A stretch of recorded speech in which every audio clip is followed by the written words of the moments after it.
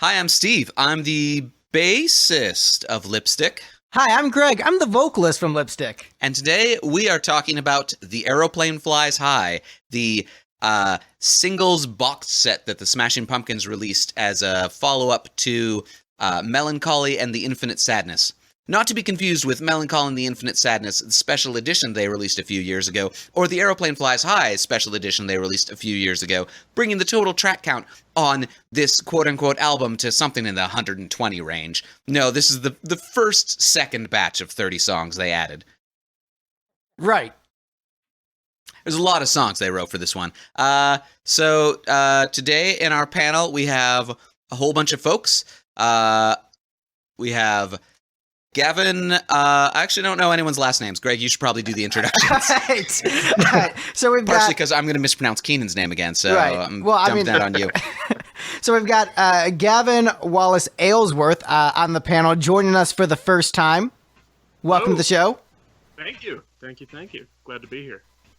We've got Joey Haney from Rock Strikes 10 joining the panel for the first time. Hello, glad to be here. Wait, we're not ranking the deluxe edition? Oh no. No, we're being nice to the newbie Pumpkins fan, aka me. Okay. Dang. Okay. Well, that's okay. That's fine. Got Craig Smith from Pods and Sods here. Thank you for inviting me to the slumber party tonight. Yeah, this will be fun. And I've got my my arch nemesis in podcasting, Keenan, here to argue with me about core fundamental values. Although the more I talk with Keenan, the more I realize I just have intense respect for this man. He's one of the most intelligent people that I know, so I like him a lot. Jeez. Now I'm going to say nothing but stupid things for the entire podcast. Well, look, that's what I would expect you to do because you're an intelligent man and you realize that trolling is one of the 5 great art forms of humanity. It really is right below pottery, I think. Right.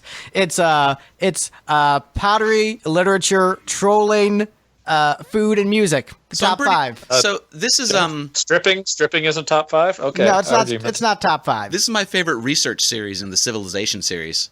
Research, pottery, literature, stripping, and trolling to get tanks, right?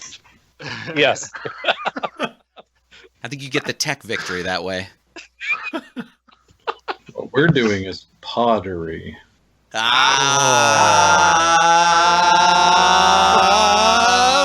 out! Wait for it.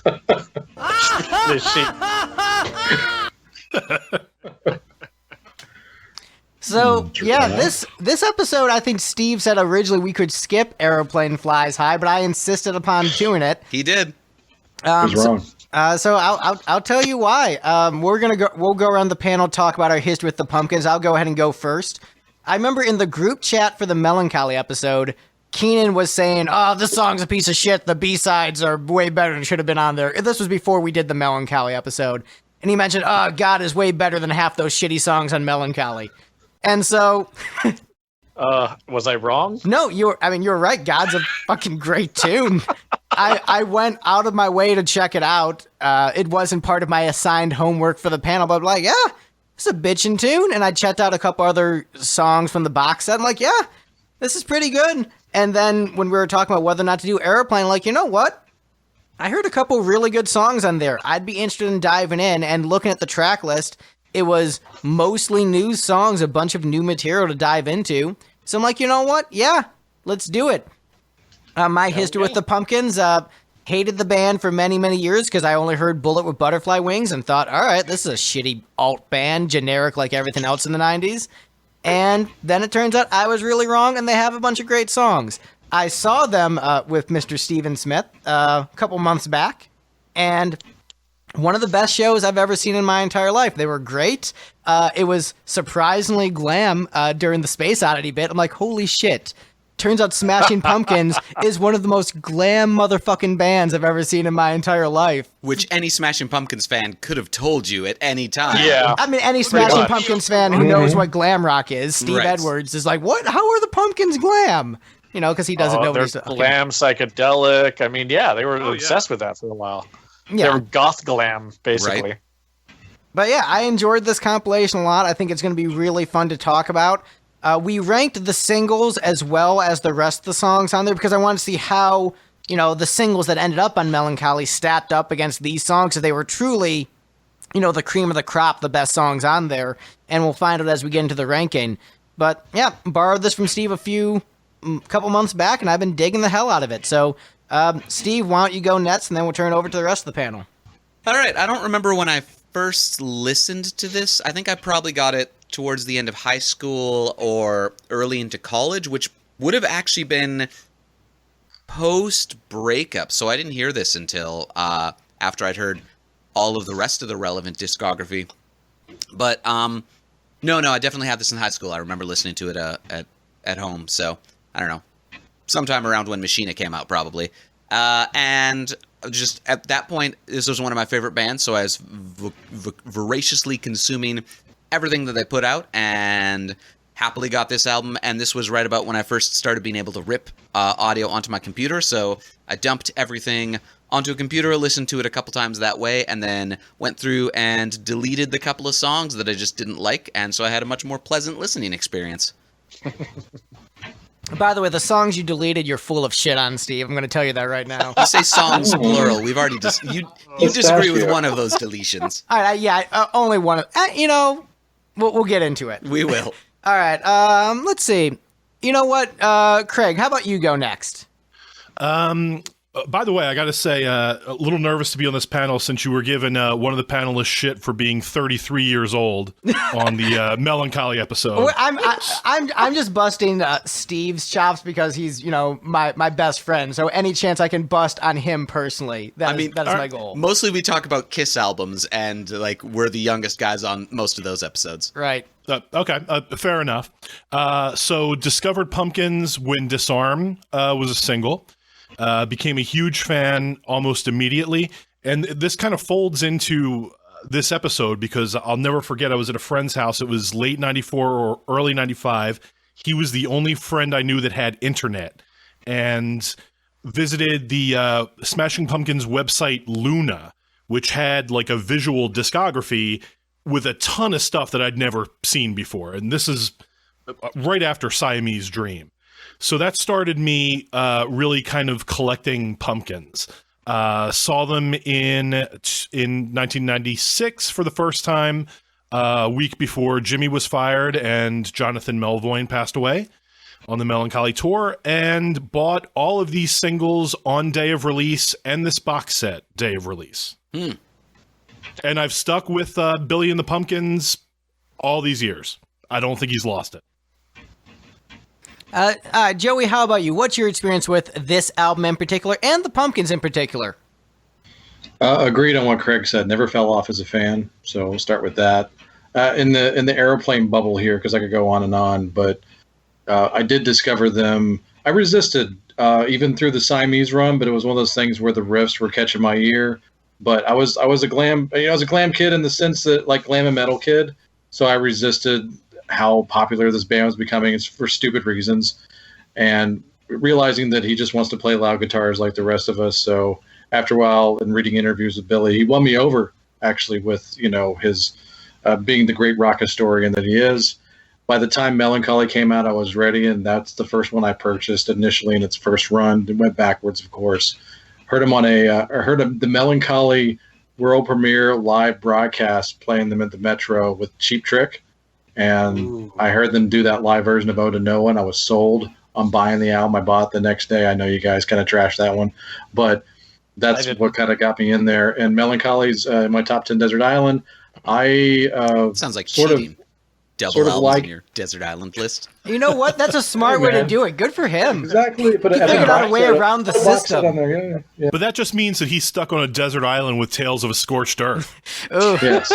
But look, Ode to No One isn't a bad song. It's just not as good as the other tracks on the album. Yeah, and go watch the live version from the farewell show if you haven't seen it. But so I saw Twice as fast. Yeah, I saw the Pumpkins in December '96 for the first time, a few weeks after the Aeroplane Flies High came out. But it's still technically the Melancholy tour. So I saw him with Matt Walker and Jimmy Frog and Dennis Frog in the set. It was a more glam show. You would have loved it. So there's that. So I saw them at their peak, heyday, quote unquote. And this year's tour, was the best I've ever seen them. It's the best they've ever sounded. As awesome as the Melancholy tour was with that 30-foot radio tower on stage, this was the best tour. So just happy to be here. And I bought Aeroplane day one. I even put my name on the "This Disc Belongs To" thing on the top of the flap of the box. Printed off my name and put it on there. Still have it. Even when it went out of print and sold for hundreds of dollars, I never sold it. I still own it, and the deluxe edition. All right, Gavin, how about you? What's your experience with the Pumpkins and with this album in particular? Well, the Pumpkins I got into in the 7th grade, so that would have been about 2001 or 2, so kind of just after, the breakup of the kind of the golden era. I fell for them. A friend of mine burned me just a general mix. It started out with an acoustic version of 1979 and then had Muzzle, Hummer, Geek USA, just a whole bunch of great Pumpkins tracks on it. And they were pretty much what I listened to in middle school. Like them and Primus and a few other bands. But mainly the Pumpkins. Kind of fell off a little while, with... around the time that Billy put out The Future Embrace, I kind of was like, okay. Yeah. And I was kind of listening to other stuff by that point, different things, going in different directions. But came back to them in a big way last year, listening to everything again. And that was actually when I heard Aeroplane Flies High, was when I came back to the Pumpkins, because I was a poor middle schooler, so I didn't have the money to buy, a box set like this, which I think was out of print by the time that I got into it anyway. But now that you're a poor musician, you're like, you know what? I'll make the effort. True, but I can't afford the $10 a month for Apple Music, so that's nice. Oh. So that's how I do it. Yeah, and this collection, I think, it's just got so many excellent, just what I consider to be kind of quintessential Pumpkins tunes, but a lot of them are B-sides. And Keenan, let's close out with the man of the hour. What's your experience with? This will probably be more than an hour, Greg. Who's the man of the next hour? The man of the first hour. Yeah. Okay. So I was already on the Pisces and the Melancholy one, so you already know a bit about my history and me getting into them. It's pretty similar to Gavin, I think, who said that you got into them around like after the band had broken up. Mm-hmm. Same thing. I got into them because my stepbrother had his copy of Melancholy lying around. Eventually, I picked up like digital MP3 copies of Pisces and Adore, so I was listening to those both at the same time. Weird experience. And then I happened to see the Aeroplane Flies High box set available at Media Play, if that dates the hell out of me. And it was selling for like $30 at the time. So I was just like, oh man, that's pretty expensive. I don't know if I can. You sure? And so I went and picked it up, and I wrote my name on the "This Belongs To" thing too. I was obsessed with the art design, the spirals. I read the hell out of that little liner notes book that came with it.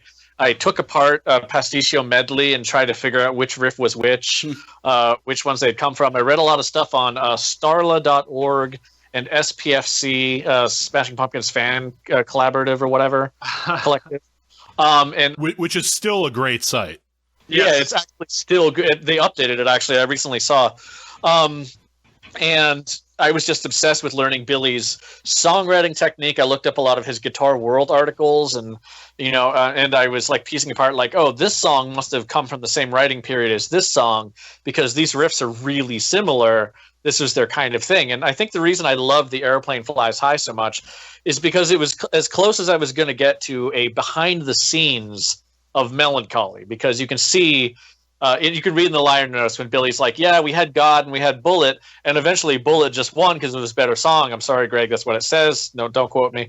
It is. Look, I mean, He's Billy wrong. Corgan is allowed to be wrong about things. He's wrong about a lot of things. Yeah, he put out the Future Embrace, for Christ's sake. Exactly. He thought Being Beige was a clever song title.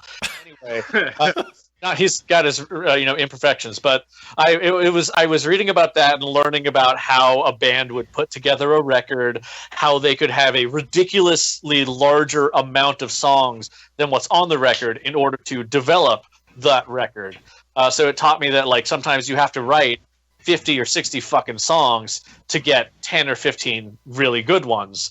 And so it's, even though some of the songs on it I recognize now, or that I used to think were great, that I recognize now are kind of just like, yeah, I know why this didn't go on a major label release. This isn't good enough. It taught me a little bit about a songwriter and how to pick and choose, how to develop yourself during a writing period. And so that's why it always has a really, it still has a big impact on me now. So that's why I still like it. Obviously it got some flaws, but it brought me closer to the band and put me a little more inside Billy's head. I love it for those reasons. Were you guys ready to get into this ranking? Yes. All right, so for first-time listeners of the program, the way that this show works is that we have all of our panelists rank the songs from best to least best, because we're a positive show, not necessarily saying there's anything bad on here. We'll leave that for the panelists when we get to the tracks. But then we discuss the songs as ranked. Per previous episode rules, if a song does not get a vote, so if someone forgets to vote on it or just chooses not to vote on it, it gets 0 points. In the event of a tie, whichever song has more low votes, so like more people that actively dislike the song, that song loses the tie. But this song that comes in last place was not tied with anything. It was a pretty decisive last place on the panel. We have Pasticcio Medley coming in as the least best song. Aeroplane Flies High. Song, guys. It's not even a fucking song. No, it's like 40 songs. Come on, it's awesome. It's the garbage bin of the Smashing Pumpkins tracks. It's literally like it's the audio equivalent of like a little trash bin with snippets of 8-inch tape in it. I mean, for Christ's sake, guys. I'll tell you what, though, like I had those as a checklist. I was like, I need to find bootlegs of every single one of these. Yeah. I need to hear Rubber Man in its entirety. Rubber band, rubber band. Yeah, no, I mean, I'm not saying there wasn't gold in it, but it was also like the last 4 minutes are just the Aeroplane Flies High riff, but like bad and longer. It's terrible. I made notes as I was listening through, and my note for this song was, "It's Why Am I So Tired's less attractive cousin." Yeah. That is spot on, dude. You know, the one good thing about this, I have the most recent vinyl box set, and it fades it early, strangely enough. Well, yeah. Time constraints, right? I guess. Well, I mean, in high school, what I did was I recorded all of our band practices where we jammed in case we came up with a really good riff, and then would, forget what we were jamming on, and then I'd listen back to it, see if there was anything good, and then see if we would turn that into a song. But I didn't make a compilation of all the shitty riffs we came up with. No, this is a compilation of only the best shitty riffs they came up with while jamming. All right, so, yeah, that's what I have found typically is that's actually not a very good way to write. High school Greg didn't know that, and then I quickly realized, you know what, I'm not going to jam with the guitar player. I'm just going to write a piece on my own and then bring it to the session. I don't like writing through jamming, and here is a track that's like 30 minutes of that. Pass. You know what though? Like, it's not a pleasant listen, but I do remember like when I first was looking at the liner notes for the Zero single, and I was amazed by it because it just seemed like such a cool concept. Even if it was going to be the kind of thing that I listened to once and filed it away, I was like, I'd rather hear this once than not at all. It's kind of cool that all the song titles were listed. It was cool that they all had song titles. So like for that, I think it's valid. It's not a go-to, and it's definitely the bottom of the pile, but How much time do you think went into naming all these songs, though? Billy Corgan had a lot of time on his hands. Yeah. So Yeah, I give Craig a lot of credit for being a progressive man. He got past the nudity. The liner notes. I didn't get past the nudity on the next album, though. Oh yeah. I mean, I'll say Well, this. I think- This would be amazing on a mixed CD. I'll put this and Speedball Jam by Vinnie Vincent on a mixed CD. It's just boy. the worst CD I could ever produce. No, I mashed the wrong button. Did you want the I Am a Destroyer of Worlds drop? No, I wanted the Speedball Jam drop. Got it. There you go. I don't know. I'll fight for In the Arms of Sheep. That is a good name. It's worth it just for that. Come on. So, confession time. I've never listened to this track all the way through. This is one of the ones that, like, I ripped it to my computer, listened to this one for about 2-3 minutes, then started scrubbing through it to see if it became something more meaningful, and then deleted it. Confession time for me as well. Normally, when I listen to albums, I listen to each song a minimum of 4 times. I did listen to the entire thing, but only once. I said, you know what? I'm not going to give any more of my life over to this track. I've given it about 6 passes in the last 22 years. Which is twice. I think I've gone through it fully twice. Ever. I think I'm in the twice boat too. I actually split it into tracks and put it in my Pumpkins playlist, so like those bits would come up between other songs. Oh, Like, that's cool. Which SOD? which makes a lot more sense. There is one riff. There's one riff, and I don't know what one it was, but it's the one where it suddenly clips, and they're like they both have like phasers and like a Fender blender. I was like, I don't know what the fuck that one is, but I still remember that one years later because V8. like Machina 2. So Craig had it. You know the title. No, I was just first one that came to mind. Oh, okay. There was that I one. will say, There I was don't that. have them memorized. There was that They Might Be Giants album. Was it Yeah. Apollo Fingertips. 18? Off Yeah, with Apollo 18, fingertips. yeah. That Oh, yeah. like they were like, this album is designed for you to put it on shuffle, and you'll have an album worth of material, and then occasionally a 5-second song. And by that we mean frequently a 5-second song. And if you had like an entire album, like if you had a Siamese Dream length album with all of these split up into separate tracks, and you put it on random, it might actually sound kind of fun. But just all straight through, it's It's a slog. Or just bother mastering them. The other thing is these like they're not consistent with volume. They're not consistent with anything. They're literally just snippets stuck together, whatever, not mixed, whatever random thing, whatever mastering. So it's painful on an audio way. It's painful to listen to it on headphones because suddenly it's just like, oh, the bass disappears and sucks it out of your ear. And then all of a sudden the bass is way too powerful. It's literally a painful experience. But on Keenan, headphones. as we mentioned, trolling is one of the 5 great art forms. So, in that sense, perhaps this is the best song on this album. trolling I by would say physically he- hurting people is He not has art. done better obnoxious things than this. It's true, he And has. many more. I'm surprised the Melvins never did it. That's really the Melvins would have done something like this, but they chose to go with 25 seconds of silence as a non-ghost track instead. The Melvins would have released this as the single. So Oh, for sure. Especially while they were on a major. So, I have a proof of that. question for Gavin, who did not rank this last place. I did not. You gave it 9 points, so you Yes. liked this better than 8 other songs. Wow. Why? What is wrong with you? Because Yeah. I think it was a noble experiment that went horribly awry. I think that the songs that I rated lower than this song, I think didn't have the same you could say spirit of adventure, you could say joie de vivre, but I think that but I wouldn't. That I'm shovel's looking getting at the ones you real bad. ranked below this, and about half of them I am going to just call you on. oh really? Yeah. Which out of what I read, I'm curious to hear which ones you think. Well, one of the ones you ranked below it is like in my top 5. Whoa, really? Which one? Which means it's probably in my top 5 too. Uh-oh. I don't know if we're I've supposed become to. We that guy on the Go on. episode. probably shouldn't say it. Yeah, yet, but- we'll get to it when we get to Okay. it. But yeah, you're.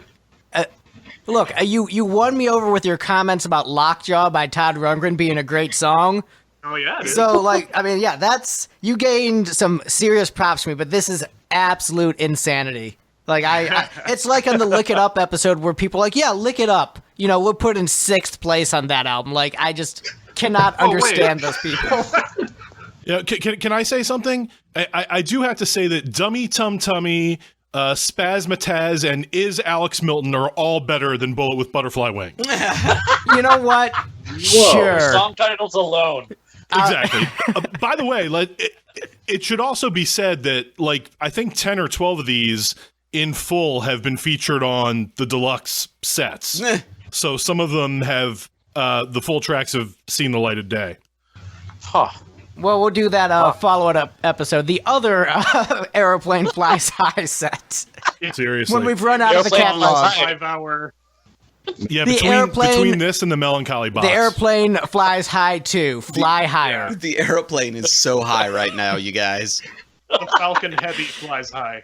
So how long have we been talking about Pasticcio Medley? About 20 minutes? As long as the actual As long song as the itself. Yeah. You could don't put know, on we haven't hit Pasticcio Envelope Medley Woman in yet. the background while we're talking about it. Christ. So you guys ready to move on to the Yes. Mets? An actual song. Cool song? Yeah, let's do that. All right, so just so we know, here's the vote discrepancy. Pasticcio Medley got 14 points. The Nets song got 53 points. So there's a bit of a gap in between the two. I think it's 33-point difference. No. All right. So next up on the list, we have The Bells. Oh, got it. Ugh. It's definitely the worst James track in this collection. I think I ranked it lower, but it's definitely in the bottom. I've got one James song lower than this. Me too. I bet. I mean, it might be one of the weaker James songs, but for me, the James songs are like high middle, all of them in this compilation for me. So I was surprised to see it rank so low. I think it's a cool tune. I dig it. Are you But guys I down with like James's? all the James songs here. Are you down with the solo catalog stuff? I'm sorry? Are you guys down with James's solo catalog stuff? I haven't dived into that. My knowledge of the Pumpkins before this was I really liked that Tinted Windows album. I'm like, yeah, I'll check out the Great Pumpkins. record. Yeah, it's a great record. I mean, look, Adam Schlesinger is a great pop songwriter. So basically anything he does Yes. is going to be Incredible. awesome. Yeah. I will say that for the EHA solo stuff, "Country Girl" was a running joke between my friend who got me into the Pumpkins, Josh. He and I. "Country Girl" was kind of a running joke between us. I've never sought it out in all my years of being a insane collective Pumpkins fan, like collecting the Mashed Potatoes box set and all that kind of crazy shit. Mm-hmm. Never once bothered to seek out James Iha's solo album. I just have zero. It's like, I can't wait for the mashed potatoes episode. oh man, I don't know what that is, but we're probably doing it. Coming in last, Kill Your Parents. Just after Bug Superstar. Oh, Bug Superstar's fun. Bug I know, Superstar is it's pretty having great. fun. I know. That's- Do you have that box set, Steve? I don't actually know what Mashed Potatoes is, but Bug Superstar was off of Euphoria, Euphoria. Euphoria. which we did Euphoria. skip. Oh, we did? Mash. Yeah, Oh, was there new stuff on there? there was like No. 3 new songs and a bunch of live songs. Yeah, you got Solid. the French movie theme. Oh, we'll tell you what. It was- We'll do a mini episode like we did the Kiss Killers episode. We'll rank the 3 new songs. There you go. The thing is, if you want, you might as well just continue until you get to Judas O and Rotten Apples. Yeah. That's all the good stuff Sure. from Euphoria made it to there anyway. I never got around to picking up Judas O Rotten Apples just because like half of that was Machina 2. Yeah, Well, so you'd already probably stolen from online like me. I mean, it wasn't stealing if they specifically sent out a copy of the record and said, "Hey, pirate this." Fuck our label, pirate this. Yeah, fair Yeah. enough. So Greg, go ahead. Euphoria was the soundtrack to Viewphoria, which was a long-form VHS, now on DVD. I would definitely recommend watching that. I have the VHS. Yeah, there's so So you're much saying good we should do a stuff in there. commentary episode of us just watching that? Yeah, Yes. we probably should. All right, cool. It's pretty great.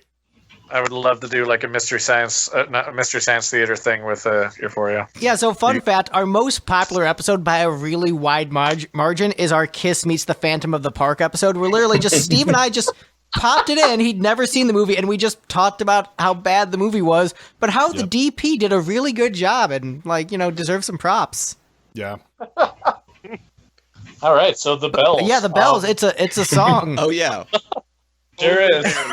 Any other comments on the bells before we move on? My big issue with a lot of Eha's songs on this collection is that I feel like he's having a lot of trouble getting his vocals to be particularly good.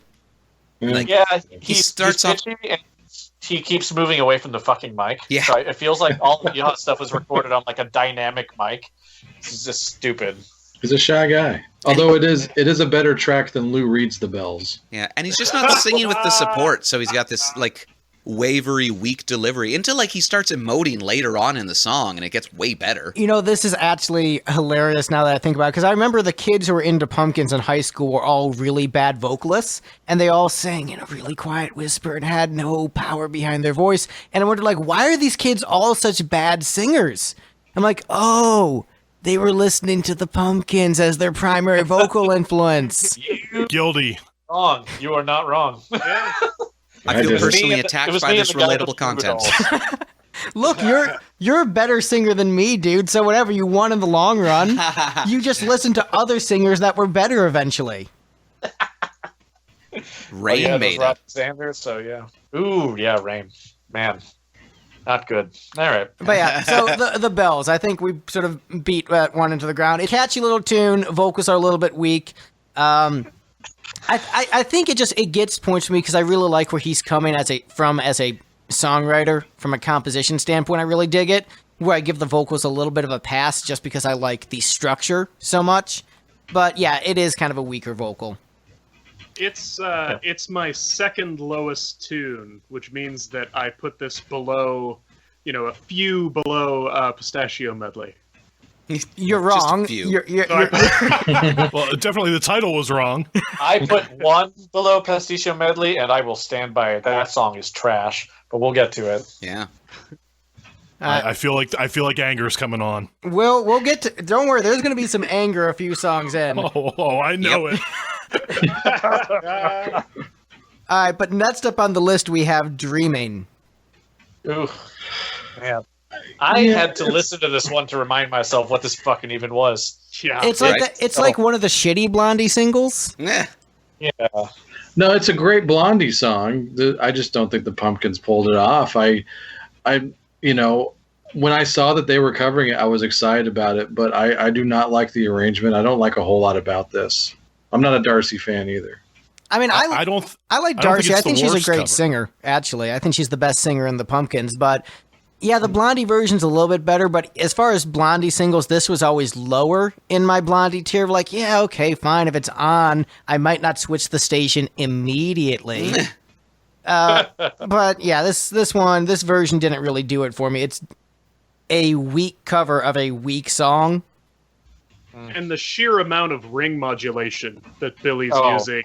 Lord. He just found a ring modulation pedal and just fucking drowned the master track. It was just gross. I feel that way. I feel like the entire Bullet with Butterfly Wing EP here, other than Said Sadly, was like some really terrible dry run for the electronica in a door. And yeah, and they were just trying every bad idea, and this one got probably the worst of them all. I think some of it's just the convenience of maybe Billy probably had like a 4-track in his hotel room during the tour, because I don't think it doesn't feel like a lot of them were done with the intention of going on the album, maybe just strictly as a B-side. But the covers. Yeah, they were done. They were done specifically for the box. Yeah. So all the B-sides were out of the way, and these were recorded at post-tour, pre-Adore. Yeah, So I feel this like the is- basic tracks could have been done in a hotel room with a keyboard and a 4-track. You know what I'm saying? Yeah, I don't know. For me, Dreamin' is like Darcy does ASMR. I'm into it. I mean, hey, I get that side of it, and it's It's very weird how very 90s this song sounds. Like the original song definitely has that, late 70s, early 80s feel to it. And this one just reeks like a 90s single.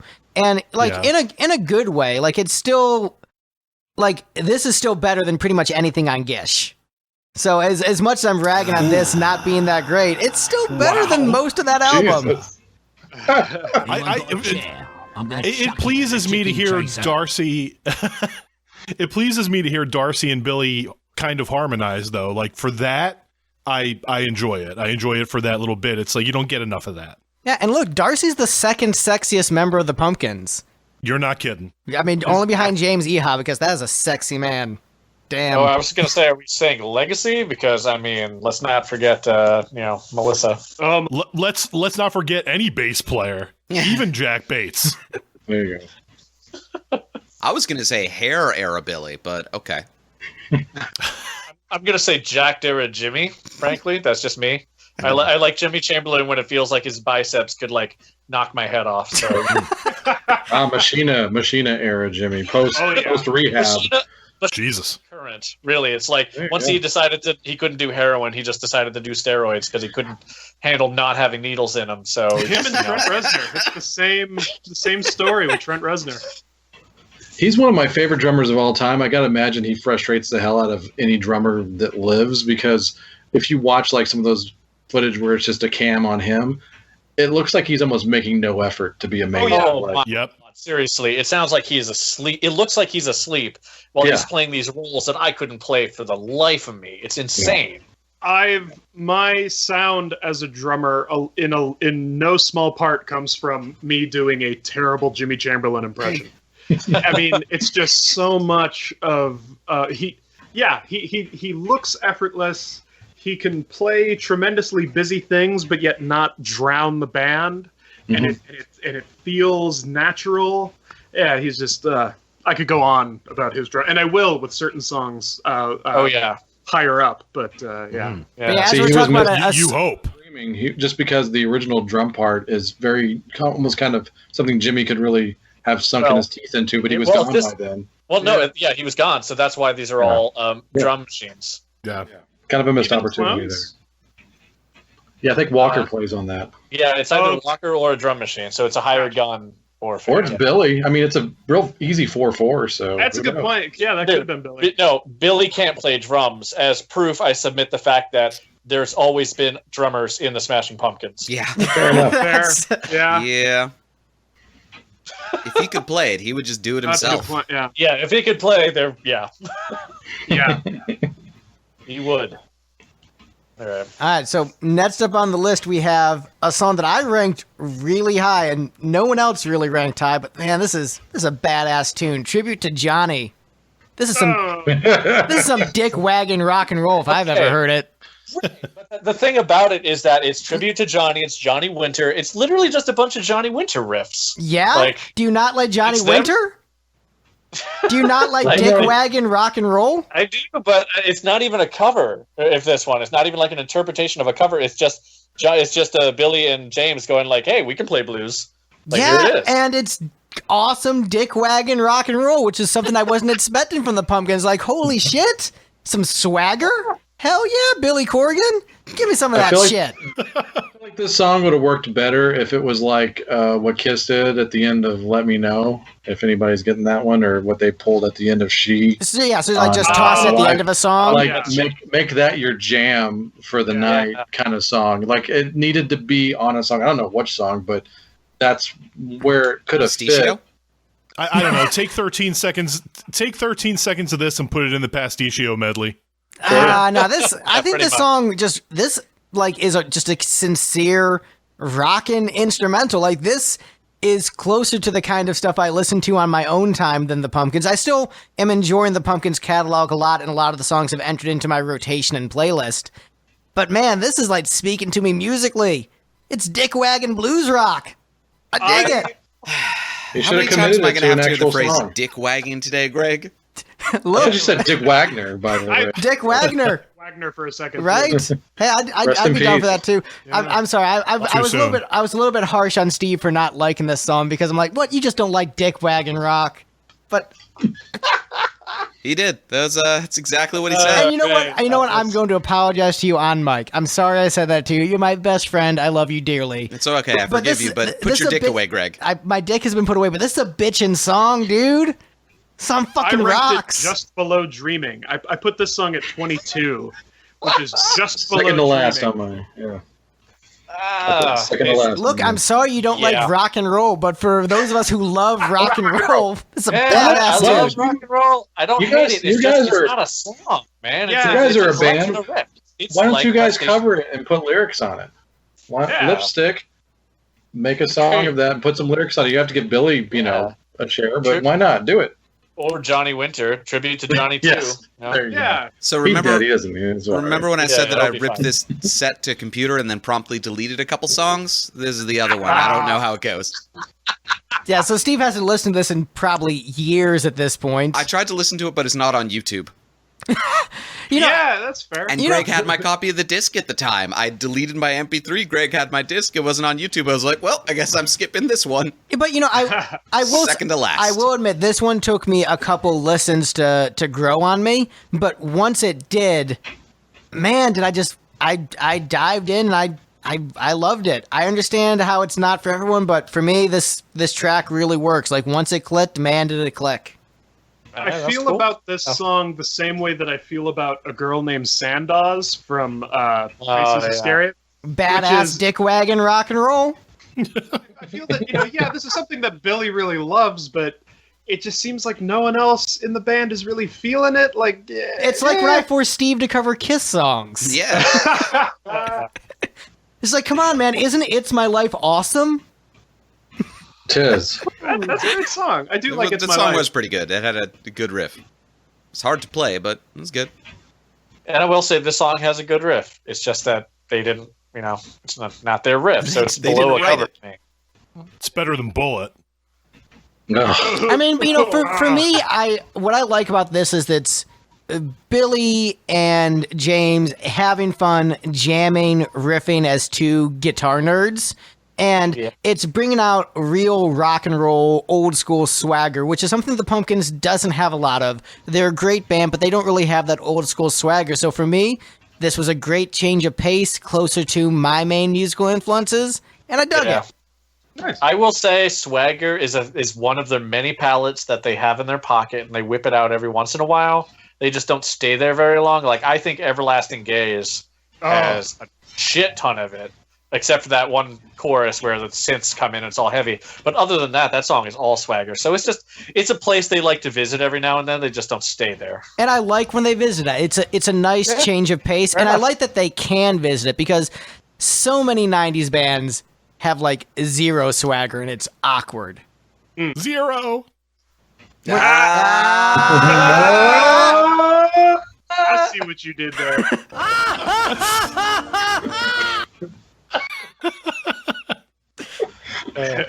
So, any other comments on this perfect badass rock tune? I ranked it 3 above Pistachio Medley. All right. Pasticcio Medley. No, I think To say pasticcio, is it not pasticcio? you're allowed to call it whatever you want. I Yeah. think it's just dumb. Yeah. Anybody Whatever. who's going to be pedantic about the name of this song, I don't know. Do you want to be their Pedantic friend? medley. I could say that I thought it was Pasticcio Melody for like a little while because I was dumb and couldn't read apparently and just didn't know what medley was. So I always called it Pistachio Medley. Well, and you talk about the pronunciations. I remember back on the because Shiva, which was Yeah. Lamo.org, which was one of the big Smashing Pumpkins yeah, I fan remember that. websites. I used to be on the forums there, and there would be arguments over machina, machina. Oh yeah, the I fun. remember God. all of Fucking that. nerds, man. Wait. So I have a Frickin' question. nerds. What year did Machina come out? 2000. Well, Yeah. I Alright. mean machina. Machina. See, here's the thing, because I'm The wondering, word is did Did Final Fantasy Did he use X come X? out first, and did he just be a nerd and play a PlayStation 2 game and decide to write an album about this PlayStation 2 game he played? Well, I Oh think no, because there is an even crazier story behind Machina and Machina 2 that is even worse than a video game. So Even worse than Final Fantasy X? it's about on that level where I Billy mean, that's awesome, though. Billy plays Glass, who is a Yep. character who is hearing the word of God through the radio, through the eye of the radio. No. I And- understand it's a concept. I'm just saying, was he inspired by a JRPG? That's what I No. want to know. he was inspired by ego. Yeah. He was inspired by self-obsession and wanting to Yeah. talk shit about his bandmates and the drugs they were doing. Yes. And Yes. I do believe, I mean, obviously, of course, the word is machina, but I think Billy, for some reason, does say machina sometimes, which confuses everyone. I've Nice. always thought it was Machina. Yeah, It's I've always probably said machine. probably because he has heavy metal machine is on the Oh, that's record. right. I Yeah. mean, I'm doing a pun. Yeah. Heavy metal McKean. McKine, actually. Blaine. Machina. All right, so we've gotten 4 songs in. Oh, So next up on the list, we have a song that I put in my top 4, and everyone else is just absolutely insane. We have My Blue Heaven next on the list. Oh. Pass. I love that song. No, you're fine. You're fine, Keenan. The rest of you, All of us put it in bottom 10. yeah, this is. Somebody put it as the worst song. I did. Someone put this God damn it. below Pasticcio Medley. 8 below. Jesus, guys, come on! It's fantastic. It's what Billy wished he could have done with a Lily. my So one and here's the only. thing. I'm going to fight you. Lily's still great, but yes, this is better. I kind of forgot about this song. Like, oh yeah, I sang this every year at jazz camp. It's a classic. It's a great tune. I split Yeah. the difference between you two because I love Lily, my one and only. Right? That one's great. And I realized that, yeah, these live in the same worlds, but I don't. I didn't feel anything from Billy's version of My Blue Heaven. Like, it's a great song, but I just think that this rendition, in comparison to everything else on this album, is the least worthy of acknowledgement. Oh, see, I disagree. I think it's great. It reminds me a lot of like the ragtime stuff Queen did, and sort of like their mid 70s era. Like to Racing me, on a Sunday afternoon. yeah, like Ladies on a Sunday afternoon. Like this is a fantastic piece. It's done really well. I dig Yeah. it. I think Lily is ultimately better for the Pumpkins because it's a bit more bouncy, a bit more accessible for the average listener. This is very much, an old school ragtime kind of tune. And, Well, there's and been so it's many different old school versions of it. because- Like Sinatra, his version is way more Yeah, up tempo. That's the It version I could knew use- most. It could use more. It could use Billy was more like- ragtime. yeah. Like Yeah. if it had been like Bring Back That Leroy Brown, then people might be like, "Oh wow, that's crazy," and they would have remembered it a lot more. I think this version's a tad more forgettable. I like Fats Domino's version better. I like this one because it's Billy, it's heartfelt. He did this for his dad, who was a jazz musician, and so he wanted to fit a jazz standard onto it. And I just think it's a really nice story, and I think it's cool that he made his influences so bare on that one. Like, this is obviously where he was drawing a lot of the jazzier stuff from. So I like it. I'm not hating on it. I dig the ties to his mom and dad. I think that's an important element to being a fan of his. So Yeah, no, Okay. I mean this is a song that when Keenan mentioned the title on the last episode, it didn't click with me. But then I went back and like, oh yeah, this song. It's an all-time classic, and I think this is a very respectable version. But also, I like old people music. As I was talking with Steve earlier about this Yeah, you song, do. he's like, "This is a boring old people song." I'm like, well, I like boring old people songs. It's true, he does. Shut up, you kids! Get off my lawn with your alternative rock. Now I'm gonna go listen to Honey Pie. Exactly. I want It's to a listen great to I song. want to listen to Paul's grandpa music. That's what I want to listen to. I fucking love Your Mother Should Know. But one of my favorite Beatles songs. All-time I'll classic. totally stand up for that. Yes, I think Martha, My Dear is my favorite example of that. Of perfect. taking this old ass stuff and making it new. Yeah, but the point being, I like old people music. This is old people music. If you kids can't appreciate, you kids just don't know good music. You damn kids that are all older than me. How old are you? Actually, Gavin, you might be younger than me. I'm 28. Jesus. No, yeah. All right, so yeah, you're all older than me. All you old ass kids, All get you off my old ass lawn. kids. Yeah, any other comments on My Blue Heaven? No, I'm good. All right, next up on the list, we have Jupiter's Lament. Oh man, it's Loudness that did it low? better. Loudness did it better. Ares Lament, much better song. I mean, not as powerful as a Nice. god, but better tune. Loudness did it better. it's just such a cute little gospel song. Billy was gonna have originally all the 4 members sing on it. It was gonna be their farewell and good night, and it just never made it past it. It's just such a cute song. How can you guys not like it? I love it. It's, Partially 'cause it's the fine, but production's crap. Loudness did it better. Just saying. If they'd actually recorded this song, it probably would have been higher ranked. But like, it's just There you go. him and an acoustic guitar and a bad microphone. It's just a shitty Yeah. demo. Yeah, fair enough. Fair enough. I Just- disagree. There's so much potential. I don't. That to me feels like something that Billy would have written before he wrote something great later that day. Yeah, this was his warm-up song. Yeah, that's like, he's waiting for the coffee to finish, and he just, fucking Pounds out cranks up Jupiter's the Lament, tune. and then he does It's Tonight tea, Tonight once actually. he's It's warmed up. tea. Oh, he's a tea drinker. Oh yeah, he owns a tea shop. He'd be a tea guy. Oh yeah. Oh, is that right? Madame Zuzu's. Oh, Mm-hmm. He of would course either it is, drink yeah. a glass Huh. of tea or like wrestle somebody to wake up in the morning. Nothing wrong with that. Or pose for the cover of Cat Fancy. Yeah, I was just. Yes. All right. Yes. So you're saying the that way- Billy Corgan is just gold dust? Yes. That would be amazing. Please tell me, you guys saw the pictures of him at Disneyland, right? Looking, Was he dressed looking as gold miserable on- dust? Yeah.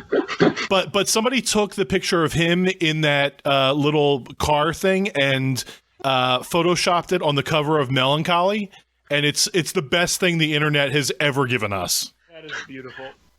Is it even better than Michael Jackson dangling the kid off of the Beatles staircase of the blue? It's tough. Neck and neck.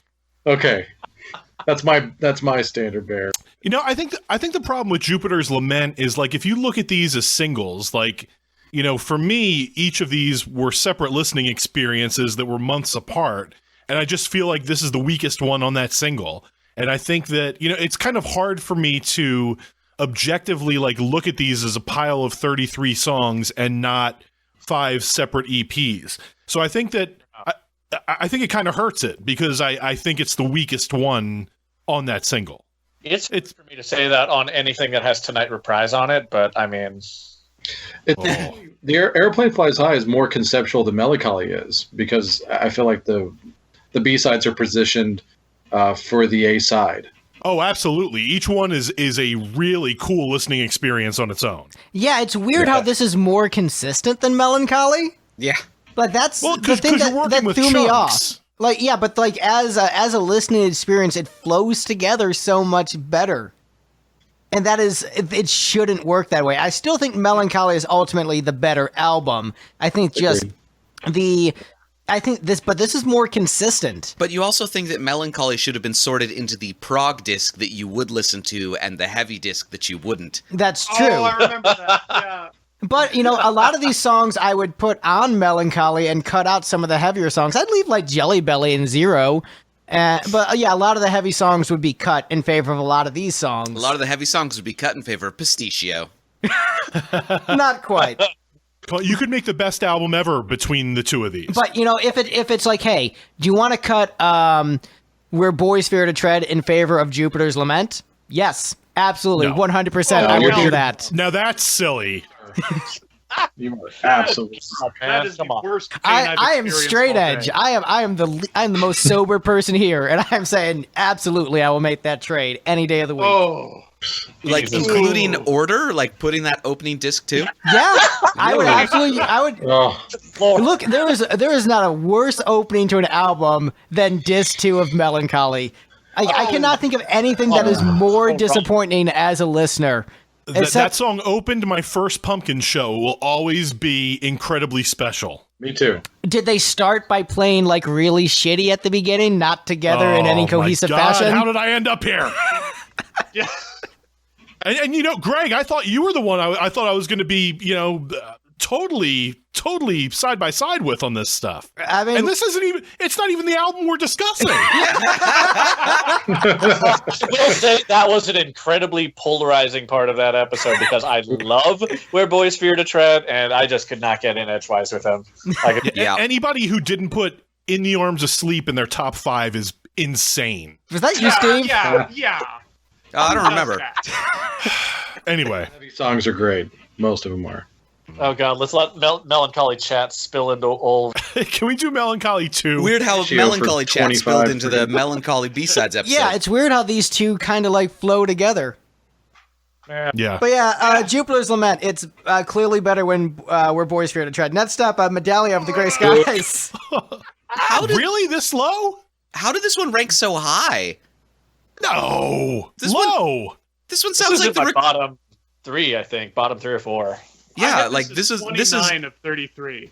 This is worse than Pistachio Medley to me. yeah. Oh, Jesus Christ. No, this is great. This is an Hey, awesome interview tune. over. This is the Staying worst song that inside. I didn't delete from my computer. Like this, it sounds like they recorded it in a tin can.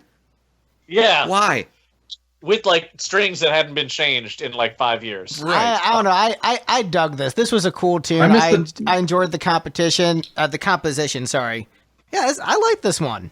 Basically, everything on the Tonight single. That's the disc that flowed the best for me. It's not necessarily my favorite songs on this compilation, but as far as like a listening experience, that Tonight single was the best by a pretty wide margin for me personally. Oh, I will say what also kills Medelia for me is that in the liner notes, Billy positions it as this was going to be a potential like brother song to Porcelina. It was like Medelia of the Grey Skies, Porcelina of the Vast Oceans, and like in that context, it looks even worse because like oh my god, Yeah. that even close to Porcelina, and I didn't like Porcelina, and this is not even anywhere close to it. So to me, this is the one where it's most obviously a demo that could have been something cool, maybe, and just wasn't. And you can hear it in the lyrics. I think that's what kills it for me, is that the production sucks, but you can hear it in the lyrics. Like You can hear this the was- lyrics? yeah, I don't know the lyrics to this. I was jotting down notes so I would remember which song was which, and I looked up the actual lyrics and was like, what do you mean that lyric is Medallia of My Eyes? No, he's definitely singing Maria. Or something. Wasn't this supposed to be a panel of Pumpkins fans? I mean, I think this is a great tune. I'm a little I know I was biased. just shitting on Where Boys Fear to Tread a minute ago, but this is awesome. I think this is a fantastic composition. I dig it. Total mood piece. It's great. I don't have it ranked very Just a- high. Craig, It kinda heads you and up. I are back on the same team now. We're That's past right. Where Boys Fear to Tread. We're fist bumping over this one. We're like, yeah, this is a fucking great tune. The rest of you guys man. suck. Team Medallia. It's a mood piece. It puts me in the mood to hit the skip button. So that, Ouch! Oh, it hurts my soul. Also, I have it. I didn't even know I I, have it cared like that 20, much for it to hurt my soul, but apparently I really like this song because that dig hurts. This I have it one's at about a little bit 23 overall, but I'm a little biased on it because it's basically just the Billy with the frogs backing him up, the Billy. Yeah. But yeah, I love the frogs, so I'm a little biased. I couldn't. It was hard for me to rank this one without having that kind of bias towards it because I'm glad they got a little bit of shine on there. But yeah, Yeah. 23 overall. I totally can't believe this is the song I'm getting angry over. Yeah. Right? We have so many to go to be angry about. All right, you're going. I really can't. Okay. I mean, It's worth noting, overall, this one got 69 points. hey-o. Up top. I mean, I think We're all awful. we've already passed the ones I'm angry about. The rest of the way, I'm just going to be happy-go-lucky, pretty cheery. Actually, wait, blank is next. What? How did Yep. you guys rank it this low? Somebody gave it Oh. 1 point. It was last because you know why? Okay, because I listened to this song when I was a kid. Like I said, I discovered this probably early high school, and I thought it was so cool. I thought this song was so deep. Ugh, I too wish I was blank, Billy. Oh God, now when I listen to it, Fuck you, man. Oh my god. Yeah. That was deep, you fucking asshole. Anyone who's ever written a song and started with a blank piece of paper and just be like, oh, I wish I was blank. Kiss my ass. That's So- the worst fucking lyric I've ever goddamn heard. I'm sorry. Guilty. I'm going to disagree with you. This is angst that works for me the way that I thought Zero was ridiculous and it pulled me out of the song. I bought the angst here. This worked for me. This is a great ballad. This is a fantastic song. Thanks. I think this should have been on Melancholy. This was really good. Oh, no. See, I'm surprised by that, Greg, because I picture you way more optimistic than this lyric. So I am generally more optimistic, but I can appreciate the sentiment as a different flavor. The fact that the Pumpkins are, they go all over the place and are just an honest band emotionally. So Tonight is a super optimistic song, and then this is a very bleak song. And so I think having both those songs on an album like Melancholy, where there's just, a different display of human emotion, I think this would have been a fantastic piece on the album. Like this is a great tune, and I'm really glad I heard it. And I feel my life is enriched having heard the song. And yes, it's incredibly cheesy. It's, ridiculous and basic, but it's raw emotion, and I dig that. It's done well, and it's catchy. Catchy's really important for me. There's nothing this song does that Stumbleine doesn't do better. There's That's a I fair would agree with assessment, that. but I think it's Yeah. still Yours good. doesn't do better. Should have given it to Hole. No, because this is good. This is too good for them. I don't know if you're angered by Blank. I would love to see your reaction to the alternate mix on the box set, which is just it's bathed in like this spacey reverb. Oh, gross. Oh, that sounds awesome. It's pretty great. I don't love it. I don't hate it. I like Metallia better. Where did you stand on Obscured from Pisces? I think I put it pretty low. Because to me, this is like the mutated, or at least in terms of the lyrical content, I think Obscured is the much better example of this. I think this is a better song than Obscured. I think maybe lyrically Obscured is a little bit better, but I think this one is a more dynamic song in terms of like grabbing the listener with the hook. Also, in terms of songs that are just Billy and an acoustic guitar, this one is, much better put together. Then Obscured? I Then think the so. ones we covered so far, yeah. No, Oh, Obscured yeah, okay. goes on it, man. So it automatically wins on Blank for me. So, but I obviously hate Blank. I put Blank below Pasticcio, so obviously I've got. Come on, you're doing the spite vote like I did with Bullet on the Melancholy episode, where you don't actually think it's worse than Pasticcio. You're just doing the spite vote, which I respect because I did that. And Steve is the one who invented the spite vote. That wasn't a spite vote. That's pretty shitty. It was a Come on, sarcastic be vote. honest. I have Blank just below Tribute to Johnny. Oh. I don't even know. There's just rage. If I were to put together a single cohesive 12-track album out of this box set, this song would be on it as the late ballad deep cut. It wouldn't be the best song on the album, but I would put it on there. I think it's a good song. I would put one of the wouldn't- Eha songs on before I'd put this one on. I would put some of the Eha songs on there as well, yes. I still wouldn't put it on Melancholy. Wow. There's oh, one Oh yeah, not Eha on song- Melancholy now. I mean, there's I'm some stuff That's I could kinda take how I off ranked a lot of Melancholy. these too. So I think I'd put a snippet of Me Rock You Snow from Pasticcio Medley. it's all about Slurpee, man. Viper. So I'm kind of loving this panel because there is so much vitriol I'm sensing from just all sides.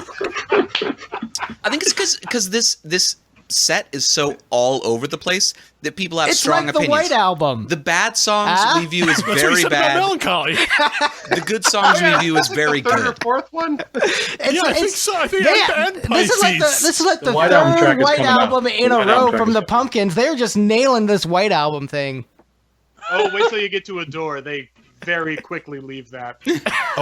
Adore is definitely their double fantasy. Wow. plastic what? on a- I know exactly what you mean, and I'm not really looking forward to that. I like Adore. Actually, Adore is No, I like Adore. no. Also, it's- you already listened to Adore. I did listen to Adore. Adore is fine. I'd listen to Adore and a little bit of Machina 1 before we went to go see the Pumpkins, just because I'm like, I feel like knowing the set. And I mean, I enjoyed both of those. It's one of the ultimate growers, probably, of anyone's Yeah. catalog ever. Yeah. Absolutely. Adore or Yeah. Machine? Yeah. Yeah. Adore. Okay. Yeah, I think that's one of those ones. A lot of people initially rejected it because it was just so soft compared to everything else. But I like And then old people as- music, as so I'll The be fine. single, the single was really bad. Can we just talk? We'll get. I'm not on the. No. Just back to the list. Back to the list. Back to the list. We have Medallion so of the many Great Sky. songs Wait, no. left. Melodori Magpie. The other middle one something.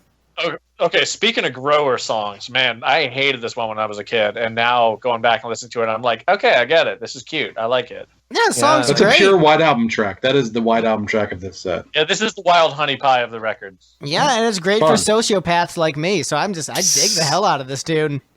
Crazy slides. I hate Oh, slide Melodori guitar. Magpie now? Yeah. Yeah, Melodori Magpie. I think this is slide guitar done well. Here's the trick with slide. Someone who doesn't play slide well playing slide guitar is on par with white people funk is the worst thing you can ever hear musically. But a good slide player sounds really awesome, and this sounds great. I dig the hell out of this tune. This Do you know what the lineup on this is? Does anybody know? Because I have a theory it might be the Frogs once again. No, I think this is all just Billy. Is it? Oh, Yeah, I think it's the Frogs just on Medea. okay. All right. Yeah, it's not the Frogs, and the reason is because in the liner notes, Billy says this song has been kicking around since the Siamese Dream sessions. Wow. Okay. Yeah. It's so weird to me because what the hell, really? That But title makes musically, sense. it sounds like the Frogs EP he produced. Musically, it does a little bit. So Maybe they changed it. Maybe. who knows? Yeah, Melodori is one of the 4 tracks from Tonight Tonight that was one of his acoustic demos. So totally him. Oh, Yeah. totally Billy. Yep. Okay, cool. and from a stylistic this- standpoint, oh, go ahead. Sorry. Oh, sorry. I've got this ranked 5 below Pasticcio. All right, Move you're over. Hang up on him. Hang up on you're him just right wrong. now. I'm sorry. Like for me, Have your this connections is stylistically the sound of the Pumpkins I prefer overall. Like this What? with all the Noodling around on a slide guitar? no, I'm talking this with stuff like Lily, My One and Only, and just like all those mellow songs on Melancholy. Just really captures the spirit of this band. That's This the angsty, loud band are really captured by Lily, My One and Only, and Look, Melodori Magpie. the angsty loud side of the Pumpkins isn't what brought me in. What brought me in was Tonight Tonight and the ballads. It's kind of like how I really view the iconic Kiss songs are basically just Beth. Look, And Beth is a great song. If that's And I the was made side for of loving you. if that's the side of Kiss you like, I'm fine with that. That's why I like Kiss. Is Did you there's say, so many layers. Did you say I was made for loving you? Because that is unironically one of my favorite Kiss songs. Totally one of my favorite Kiss Yeah, songs. it's great. Yeah. It's a Yeah, great tune. same. Cool. The thing is, I think They did disco very well. a good band, I feel, has a bunch of different layers and things for people of different tastes to appreciate. And so the Pumpkins have a bunch of stuff that is more to my liking, and like this fits in that category very well. Yeah. Basically, As versatile as Queen. basically, Yeah. Thank you. I wanted Melancholy to be Pretty Odd by Panic at the Panic. Disco. That's what I wanted Yeah. the Melancholy to be, and about half of it was, and half of it was like, it's all right. Nothing against Baby Mine, but this would have been a great closer for this latest tour. I think that would have been great. Oh, the way- man. Oh, yeah. God. Okay, cool. I might have liked it live. It's just I hate slide. Slide guitar sucks. Yeah. And plus, there's like 28 slides on this guitar. I want to see Chamberlain up there with a slide guitar instead of a ukulele. Yeah. Oh, man. That would've Can we been- put a kibosh on ukulele anything for the next 10 years? Oh, goodness. I think I if it's favor- if it's used well, I gotta get if it's used well, I gotta give it a pass. Like it's often not used well, but when it's used properly, ukulele is great. It is very Yeah, easy to misuse co-signed. ukulele. Roy Brown, and then you're good. Yeah. All right.